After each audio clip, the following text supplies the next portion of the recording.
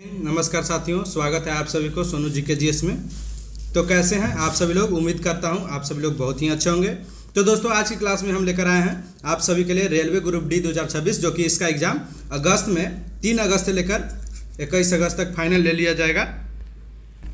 तो साथियों, railway group D से रिलेटेड जीके जीएस के 50 बहुत ही महत्वपूर्ण प्रश्न लेकर आए हैं आप सभी के लिए, जो कि आपकी तैयारी को और ही बेहतर बनाएगी। तो साथियों, अगर मेरा वीडियो और प्रश्न सेट अच्छा लगे तो मेरा चैनल को लाइक, सब्सक्राइब और शेयर जरूर करें। तो दोस्तों, बिना समय गवाए आज की क्लास को शुरू करते हैं। तो आइए देखते हैं प्रश्न संख्या 1 की ओर।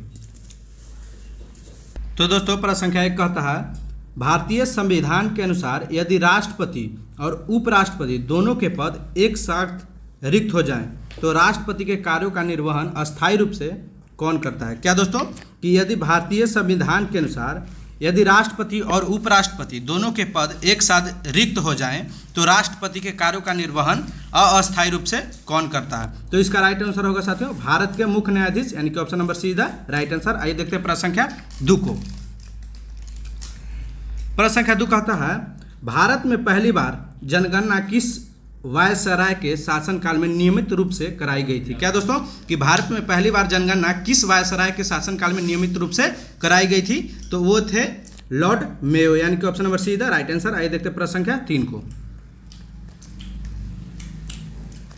प्रश्न संख्या 3 कहता है दोस्तों, हाल ही में भारत सरकार द्वारा विकसित भाषहीनी क्या दोस्तों, भाषहीनी प्लेटफॉर्म का मुख्य उद्देश्य क्या है? क्या दोस्तों, हाल ही में भारत सरकार द्वारा विकसित भाषहीनी प्लेटफॉर्म का मुख्य उद्देश्य क्या था? तो इसका उद्देश्य था दोस्तों कि भारतीय भाषाओं में एआई आधारित भाषा सेवाएं उपलब्ध कराना। क्या दोस्तों, भारतीय भाषाओं में एआई आधारित भाषा सेवाएं उपलब्ध कराने, इनके option number be the right answer. आइए देखते हैं प्रश्न संख्या 4 को। प्रश्न संख्या 4 कहता है दोस्तों, यदि किसी देश की प्रति व्यक्ति आय, यानी कि पर कैपिटल, क्या दोस्तों, पर कैपिटा इनकम बढ़ती है तो इसका सीधा संकेत किस बात का होता है? क्या दोस्तों, यदि किसी देश की प्रति व्यक्ति आय, यानी कि पर कैपिटा इनकम बढ़ती है तो इसका सीधा संकेत किस बात का होता है? तो इसका सीधा संकेत कहता है दोस्तों कि औसत आय में वृद्धि हुई है। क्या दोस्तों, औसत आय में वृद्धि हुई है, यानी कि option number be the right answer. आइए देखते हैं प्रश्न संख्या 5 को। प्रश्न संख्या 5 कहता है कि निम्नलिखित में से किस नदी को दक्षिणी गंगा के नाम से जाना जाता है? तो इसका तो उत्तर आप लोग कमेंट करके जरूर बताइएगा दोस्तों कि दक्षिणी गंगा के नाम से कौन नदी जाना जाता है? तो गोदावरी है, जो कि दक्षिणी गंगा के नाम से जाना जाता है दोस्तों, यानी कि option number see the right answer. आइए देखते हैं प्रश्न संख्या 6 को। प्रश्न संख्या 6 कहता है दोस्तों कि भारत में ऑपरेशन ग्रीन्स योजना मुख्य रूप से किस क्षेत्र से संबंधित है? क्या दोस्तों, ऑपरेशन ग्रीन्स किस क्षेत्र से संबंधित है? तो इसका राइट आंसर होगा दोस्तों ऑप्शन नंबर बी, कृषि एवं बागवानी उत्पाद से। क्या दोस्तों, कृषि एवं बागवानी उत्पाद से। तो आइए दोस्तों देखते हैं प्रश्न संख्या 7 को। 7 कहता है कि भारत के नियंत्रक एवं महालेख परीक्षक, यानी सीएजी की नियुक्ति किसके द्वारा की जाती है? क्या दोस्तों, कि भारत के नियंत्रक एवं महालेख परीक्षक सीएजी की नियुक्ति किसके द्वारा की जाती है? तो यह राष्ट्रपति के द्वारा की जाती है दोस्तों, यानी कि option number be the right answer. आइए देखते हैं प्रश्न संख्या 8 को। 8 कहता है कि विश्व का सबसे बड़ा प्रवाल भित्ति यंत्र, यानी कि कोरल रीफ सिस्टम, क्या दोस्तों, कोरल रीफ सिस्टम यानी ग्रेट बैरियर रीफ किस देश के तट के पास स्थित है? क्या दोस्तों, विश्व का सबसे बड़ा प्रवाल भित्ति तंत्र ग्रेट बैरियर रीफ किस देश के तट के पास स्थित है? तो वह है ऑस्ट्रेलिया देश के पास स्थित है दोस्तों। ये बहुत ही इंपॉर्टेंट क्वेश्चन है, आप लोग इसको याद रखिएगा। तो इसका राइट आंसर है ऑप्शन नंबर बी। आइए देखते हैं प्रश्न संख्या 9 को। प्रश्न संख्या 9 कहता है कि हाल के वर्षों में चर्चा में रहा इंडियन एआई मिशन मुख्य रूप से किस उद्देश्य से शुरू किया गया है? क्या दोस्तों, हाल ही के वर्षों में चर्चा में रहा इंडियन एआई मिशन मुख्य रूप से किस उद्देश्य से शुरू किया गया है? तो है कृत्रिम बुद्धिमत्ता, यानी आर्टिफिशियल इंटेलिजेंस के विकास और उपयोग से, यानी कि option number be the right answer. आइए देखते हैं प्रश्न संख्या 10 को। प्रश्न संख्या 10 कहता है कि भारतीय संविधान के किस अनुसूची में केंद्र, राज्य और समावर्ती सूची का उल्लेख किया गया है? क्या दोस्तों, कि भारतीय संविधान के किस अनुसूची में केंद्र, राज्य और समावर्ती सूची का उल्लेख किया गया है? तो यह 7वीं अनुसूची में दोस्तों, यानी कि option number see the right answer. आइए देखते हैं प्रश्न संख्या 11 को। प्रश्न संख्या 11 कहता है भारतीय संविधान के किस अनुच्छेद में प्रत्येक नागरिक का यह मौलिक कर्तव्य बताया गया है कि वह प्राकृतिक पर्यावरण, वन, झील, नदी और वन्य जीवों की रक्षा एवं संवर्धन करेगा। क्या दोस्तों कि भारतीय संविधान के किस अनुच्छेद में प्रत्येक नागरिक का यह मौलिक कर्तव्य बताया गया है कि वह प्राकृतिक पर्यावरण, वन, झील, नदी और वन्य जीवों की रक्षा एवं संवर्धन करेगा। तो यह बताया गया दोस्तों अनुच्छेद 51 के ए के जी में। क्या दोस्तों अनुच्छेद 51 ए के जी में, यानी कि option number B is the right answer. आइए देखते हैं प्रश्न संख्या 12 को।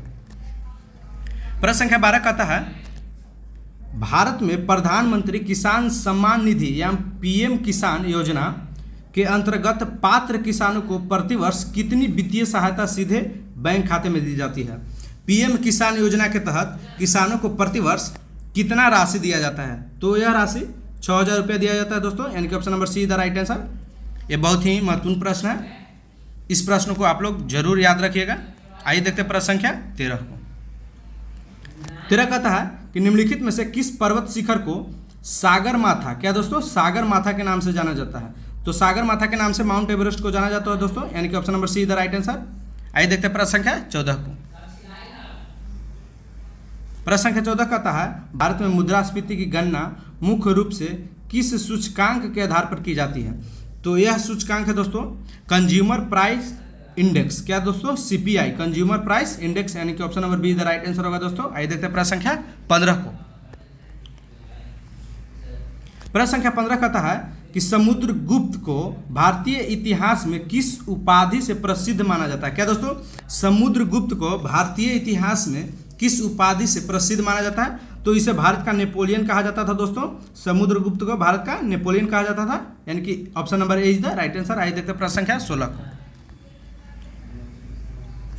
प्रश्न संख्या 16 कहता है हाल के वर्षों में चर्चा में रहा संजीवनी प्लेटफॉर्म, ई संजीवनी प्लेटफॉर्म का मुख्य रूप से किस सेवा से संबंधित है। क्या दोस्तों कि हाल के वर्षों में चर्चा में रहा ई संजीवनी प्लेटफॉर्म मुख्य रूप से किस सेवा से संबंधित है।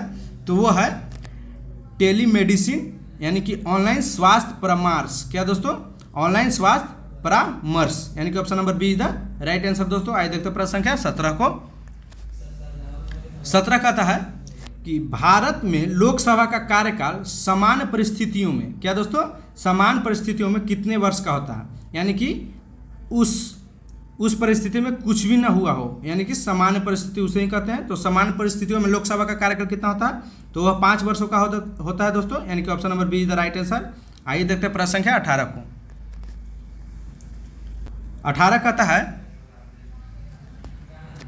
कि चिल्का झील जो एशिया की सबसे बड़ी खारे पानी की लैगिन झीलों में से एक है किस राज्य में स्थित है। तो सीधा सी क्वेश्चन कर रहा है दोस्तों कि चिल्का झील भारत के किस राज्य में स्थित है। तो वो है ओडिशा में, यानी कि option number C is the right answer. आइए देखते हैं प्रश्न संख्या 19 को। तो 19 कहता है दोस्तों कि हाल ही में चर्चा में रहा वन नेशन वन सब्सक्रिप्शन। क्या दोस्तों वन नेशन वन सब्सक्रिप्शन, यानी कि ONOS का कार्यक्रम मुख्य रूप से किस क्षेत्र से संबंधित है। क्या है दोस्तों कि ONOS का कार्यक्रम मुख्य रूप से किस क्षेत्र से संबंधित है। तो यह उच्च शिक्षा एवं शोध के लिए वैज्ञानिक जर्नलों की पहुंच, यानी कि option number B is the right answer दोस्तों। आइए देखते हैं प्रश्न संख्या 20 को। प्रश्न संख्या 20 कहता है भारतीय संविधान के अनुसार राज्यसभा, क्या दोस्तों भारतीय संविधान के अनुसार राज्यसभा के 1/3 सदस्य कितने समय के बाद सेवानिवृत्त हो जाते हैं। क्या दोस्तों कि भारतीय संविधान के अनुसार राज्यसभा के 1/3 सदस्य कितने समय के बाद सेवानिवृत्त, यानी कि सेवा से हट जाते हैं। तो होता है दोस्तों प्रत्येक 2 वर्ष के बाद हट जाते हैं। क्या दोस्तों प्रत्येक 2 वर्ष के बाद हट जाते हैं, यानी कि option A is the right answer होगा दोस्तों। आइए देखते हैं प्रश्न संख्या 21 को। 21 कहता है कि भारतीय संविधान के अनुसार यदि किसी राज्य में संवैधानिक व्यवस्था पूरी तरह से विफल हो जाए। क्या दोस्तों कि यदि भारतीय संविधान के अनुसार यदि किसी राज्य में संवैधानिक व्यवस्था पूरी तरह से विफल हो जाए तो राष्ट्रपति किस अनुच्छेद के अंतर्गत राष्ट्रपति शासन लागू कर सकते हैं। क्या दोस्तों राष्ट्रपति किस अनुच्छेद के अंतर्गत राष्ट्रपति शासन लागू कर सकते हैं। तो होता है दोस्तों अनुच्छेद 356 के तहत राष्ट्रपति कोई भी राज्य में अपना शासन कर सकते हैं, यानी कि option number be the right answer. आइए देखते हैं प्रश्न संख्या 22। प्रश्न संख्या 22 कहता है कि भारत का पहला राष्ट्रीय उद्यान यानी कि नेशनल पार्क कौन सा है जिसे वर्तमान में जिम कॉर्बेट राष्ट्रीय उद्यान के नाम से जाना जाता है। वर्तमान में जिम कॉर्बेट राष्ट्रीय उद्यान के नाम से किस नेशनल पार्क को जाना जाता है दोस्तों? तो वो है जिम कॉर्बेट राष्ट्रीय उद्यान को, यानी कि option number B is the right answer दोस्तों। आइए देखते हैं प्रश्न संख्या 23 को। तो 23 कहता है दोस्तों कि सार्क संगठन का अस्थायी सचिवालय किस शहर में स्थित है? तो ये बहुत ही इजी प्रश्न है दोस्तों, खासकर करंट अफेयर्स के लिए। तो इसका उत्तर आप लोग कमेंट करके जरूर बताइएगा कि सार्क संगठन का अस्थायी सचिवालय कहाँ स्थित है। तो वह है काठमांडू, जो कि नेपाल में पड़ता है दोस्तों। तो इसका राइट आंसर होगा ऑप्शन नंबर बी। आइए देखते हैं प्रश्न संख्या 24 को। प्रश्न संख्या 24 कहता है किसी देश के आर्थिक विकास को मापने के लिए निम्नलिखित में से किस सूचक का सबसे अधिक उपयोग किया जाता है? आर्थिक विकास को मापने के लिए किस सूचक का सबसे अधिक उपयोग किया जाता है दोस्तों? तो इसका उत्तर आप लोग कमेंट करके जरूर बताइएगा, और बताइएगा ये भी कि अभी तक के प्रश्न में आपको कितने उत्तर सही हुए। तो इसका राइट आंसर है दोस्तों सकल घरेलू उत्पाद यानी कि जीडीपी के द्वारा आर्थिक विकास को मापा जाता है। तो option number A is the right answer दोस्तों। आइए देखते हैं प्रश्न संख्या 25 को। प्रश्न संख्या 25 कहता है कि भारत के किस राज्य को मसालों का बगीचा स्पाइस गार्डन ऑफ इंडिया कहा जाता है? क्या दोस्तों? कि भारत के किस राज्य को मसालों का बगीचा? तो ये बहुत ही इजी प्रश्न है कि किस राज्य को मसालों का बगीचा कहा जाता है, जो कि है केरल राज्य को मसालों का बगीचा कहा जाता है दोस्तों, यानी कि option number A is the right answer. आइए देखते हैं प्रश्न संख्या 26 को। 26 कहता है कि हाल ही में चर्चा में रहा पीएम ई ड्राइव स्कीम मुख्य रूप से किस उद्देश्य से शुरू किया गया है? क्या दोस्तों? पीएम ई ड्राइव स्कीम मुख्य रूप से किस उद्देश्य से शुरू किया गया है? तो यह शुरू किया गया दोस्तों इलेक्ट्रिक वाहनों को बढ़ावा देना। क्या दोस्तों? इलेक्ट्रिक वाहनों को बढ़ावा देना, यानी कि option number B is the right answer दोस्तों। आइए देखते हैं प्रश्न संख्या 27 को। 27 कहता है कि भारतीय संविधान के अनुसार धन विधेयक यानी कि मनी बिल को राज्यसभा अधिकतम कितने दिनों तक अपने पास रोक सकती है? क्या दोस्तों? मनी बिल को राज्यसभा अपने पास कितने दिन तो अधिक से अधिक कितने दिनों तक रोक सकता है? तो वह अधिक से अधिक 14 दिनों तक अपने पास रोक सकता है दोस्तों, यानी कि option number B is the right answer. आइए देखते हैं प्रश्न संख्या 28 को। 28 कहता है कि विश्व का सबसे बड़ा मार्ग मरुस्थल यानी हॉट डेजर्ट कौन सा है? क्या दोस्तों? विश्व का सबसे बड़ा गर्म, सॉरी दोस्तों थोड़ा सा मिस्टेक हो गया, गर्म मरुस्थल यानी कि हॉट डेजर्ट कौन सा है? तो वह है सहारा मरुस्थल। क्या दोस्तों? सहारा मरुस्थल, यानी कि option number C is the right answer. आइए देखते हैं प्रश्न संख्या 29 को। 29 कहता है दोस्तों कि भारत सरकार द्वारा शुरू किया गया मिशन म्यूजियम, क्या दोस्तों? मिशन म्यूजियम मुख्य रूप से किस क्षेत्र से संबंधित है? तो मिशन म्यूजियम जो कि है मौसम पूर्वानुमान एवं जलवायु सेवाओं का आधुनिकीकरण करना। क्या दोस्तों? मौसम पूर्वानुमान एवं जलवायु सेवाओं का आधुनिकीकरण करना, ये मिशन म्यूजियम का मुख्य उद्देश्य था दोस्तों, यानी कि option number A is the right answer.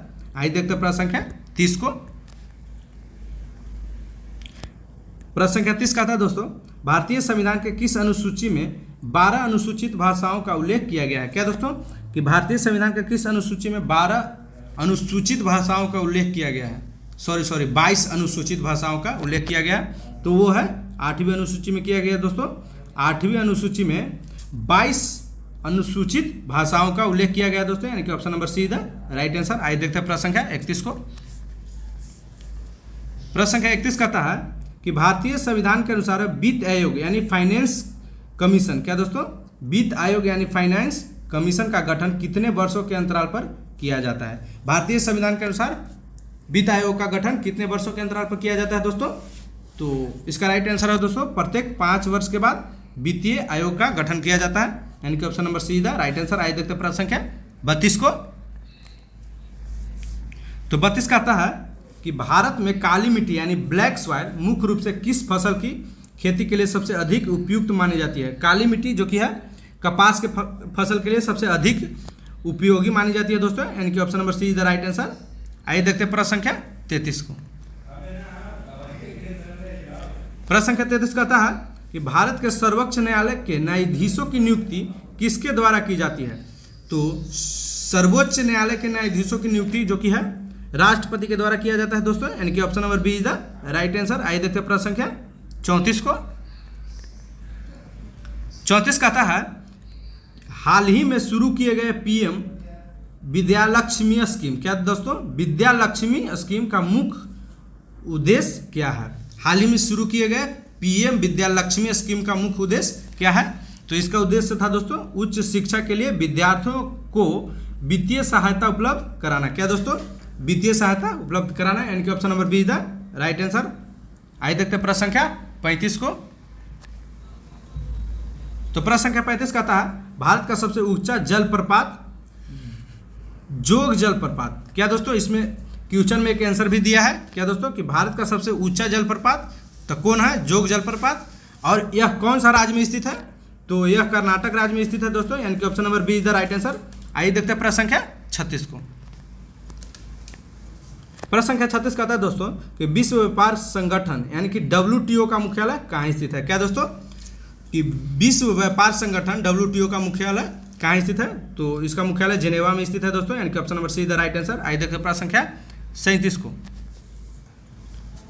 37 कहता है 37 कहता है कि भारतीय संविधान के अनुसार मौलिक अधिकारों को लागू कराने के लिए नागरिक सीधे किस न्यायालय में जा सकते हैं? क्या दोस्तों? कि भारतीय संविधान के अनुसार मौलिक अधिकारों को लागू कराने के लिए नागरिक सीधे किस न्यायालय में जा सकते हैं? तो वो होता है दोस्तों सर्वोच्च न्यायालय, यानी कि सुप्रीम कोर्ट में, जो कि दिल्ली में स्थित है। कहाँ स्थित है दोस्तों? दिल्ली में। तो इसका राइट आंसर होगा दोस्तों ऑप्शन नंबर सी। आइए देखते हैं प्रश्न संख्या 38 को।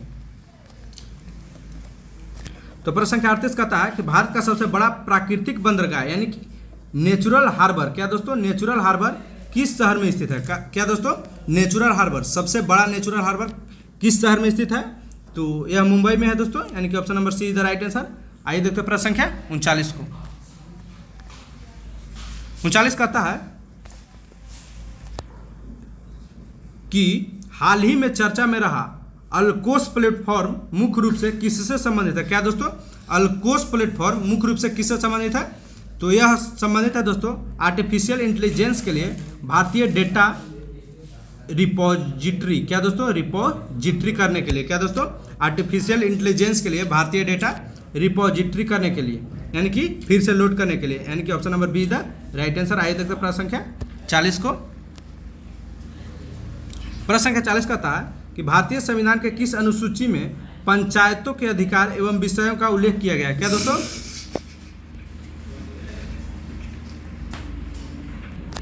प्रश्न संख्या 40 कहता है दोस्तों कि भारतीय संविधान के किस अनुसूची में पंचायतों के अधिकार एवं विषयों का उल्लेख किया गया है? क्या दोस्तों? कि भारतीय संविधान के किस अनुसूची में पंचायतों के अधिकार एवं विषयों का उल्लेख किया गया है? तो वो होता है दोस्तों 11वीं अनुसूची में। संविधान के 11वीं अनुसूची में भारतीय संविधान की अधिकार एवं पंचायत के अधिकार एवं विषयों का उल्लेख किया गया है, यानी कि option number C is the right answer. आइए देखते हैं प्रश्न संख्या 41 को। प्रश्न संख्या 41 कहता है कि भारतीय संविधान के अनुसार भारत के महान्यायवादी, क्या दोस्तों? महान्यायवादी की नियुक्ति कौन कराता है? क्या दोस्तों? महान्यायवादी की नियुक्ति भारत में कौन करता है? तो यह करता है दोस्तों राष्ट्रपति, यानी कि option number C is the right answer. आइए देखते हैं प्रश्न संख्या 42 को। तो प्रश्न संख्या 42 कहता है कि भारत की सबसे लंबी सुरंग अटल सुरंग, इसमें भी 2 प्रश्न है साथियों, और प्रश्न के साथ उत्तर भी दिया हुआ है कि भारत की सबसे लंबी सुरंग कौन है? तो अटल सुरंग है। और किस राज्य के केंद्र शासित प्रदेश में स्थित है? क्या दोस्तों? किस राज्य या केंद्र शासित प्रदेश में स्थित है? तो यह है दोस्तों हिमाचल प्रदेश, जो कि केंद्र शासित प्रदेश है, यानी कि option number B is the right answer. आइए देखते हैं प्रश्न संख्या 43 को। 43 कहता है कि हाल ही में चर्चा में रही डिजिटल एग्रीकल्चर मिशन का मुख्य उद्देश्य क्या है? क्या दोस्तों? डिजिटल एग्रीकल्चर मिशन का मुख्य उद्देश्य क्या था? तो था दोस्तों किसानों को डिजिटल तकनीक एवं डेटा आधारित कृषि सेवाओं का उपलब्ध कराना। क्या दोस्तों? किसानों को डिजिटल तकनीकी एवं डेटा आधारित कृषि सेवाओं का उपलब्ध कराना, यानी कि option number B is the right answer दोस्तों। आइए देखते हैं प्रश्न संख्या 44 को। 44 कहता है निम्नलिखित में से किस नदी का उद्गम अमरकंटक पठार से होता है? क्या दोस्तों? अमरकंटक पठार से किस नदी का उद्गम होता है? तो नर्मदा है दोस्तों, जो कि अमरकंटक से निकलती है, यानी कि option number B is the right answer दोस्तों। आइए देखो प्रश्न संख्या 45 को। 45 कहता है भारतीय संविधान के अनुसार संघ लोक सेवा आयोग यूपीएससी के अध्यक्ष एवं सदस्यों की नियुक्ति कौन कराता है? क्या दोस्तों, सीधा क्वेश्चन है कि यूपीएससी के अध्यक्ष एवं सदस्यों की नियुक्ति कौन कराता है? तो वह कराता है दोस्तों राष्ट्रपति ही, यानी कि option number B is the right answer. आइए देखते हैं प्रश्न संख्या 46 को। तो 46 कहता है कि विश्व का सबसे बड़ा सक्रिय ज्वालामुखी माउना लोआ, क्या दोस्तों, माउना लोआ किस प्रदेश में स्थित है? क्या दोस्तों, कि माउना लोआ किस प्रदेश में स्थित है? तो इसका उत्तर आप लोग कमेंट करके जरूर बताइए, जो कि है संयुक्त राज्य अमेरिका में। क्या है दोस्तों, संयुक्त राज्य अमेरिका में, यानी कि option number C is the right answer. आइए देखते हैं प्रश्न संख्या 47 को। तो 47 कहता है दोस्तों कि भारत संविधान की 10वीं अनुसूची, क्या दोस्तों, भारत संविधान की 10वीं अनुसूची यानी 10th शेड्यूल मुख्य रूप से किस विषय से संबंधित है? क्या दोस्तों, कि भारतीय संविधान की 10वीं अनुसूची यानी 10th शेड्यूल मुख्य रूप से किस विषय से संबंधित है? तो वह है दोस्तों कि दल बदल विरोधी कानून, यानी कि एंटी डिफेक्शन लॉ। क्या दोस्तों, एंटी डिफेक्शन लॉ से, यानी कि option number be the right answer दोस्तों। आइए देखते हैं प्रश्न संख्या 48 को। तो 48 कहता है, सॉरी दोस्तों क्वेश्चन रिपीट हो गया, वही क्वेश्चन है दोस्तों कि भारतीय संविधान की 10वीं अनुसूची यानी 10th शेड्यूल मुख्य रूप से किस विषय से संबंधित है? तो इसका उत्तर होगा दल बदल विरोधी कानून, यानी कि option number be the right answer. आइए देखते हैं अगला प्रश्न की ओर।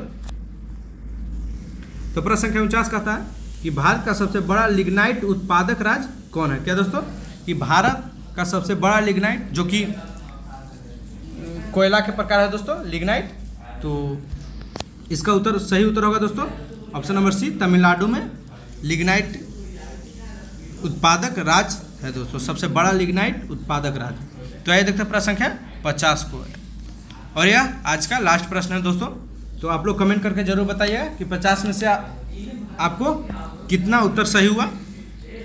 और अभी तक चैनल को सब्सक्राइब नहीं किया दोस्तों, तो चैनल को सब्सक्राइब कर लें और अपने दोस्तों के पास शेयर भी करें। तो आइए देखते हैं प्रश्न संख्या 50 क्या कहता है। कहता है दोस्तों कि हाल ही में चर्चा में रहा यू-बिन पोर्टल मुख्य रूप से किस उद्देश्य से विकसित किया गया था? क्या दोस्तों, यू-बिन पोर्टल मुख्य रूप से किस उद्देश्य से विकसित किया गया था? तो यह है दोस्तों कि बच्चों एवं गर्भवती महिलाओं के टीकाकरण का डिजिटल रिकॉर्ड तैयार करना। क्या दोस्तों, बच्चों एवं गर्भवती महिलाओं के टीकाकरण का डिजिटल रिकॉर्ड तैयार करना, यानी कि option number be the right answer होगा दोस्तों। तो आज का क्लास यहीं समाप्त होता है, धन्यवाद।